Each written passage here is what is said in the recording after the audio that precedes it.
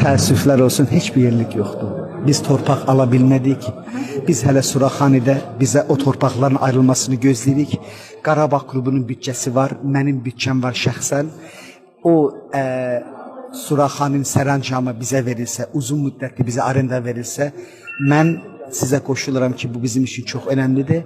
Mənim bugün Qarabağ üçün həyatdakı ən böyük arzum bizim yeni yetmələrin oynaya biləcəyi profesional bir yer yaratmaqdır. Təəssüflər olsun, böyük qələbələrin yanında biz orada heç nə uğur qazanmamışıq. Orada hələ də mən belə özümdən də, klubumdan da o barədə narazıyam ki, biz bir şey elə bilmirik hələ.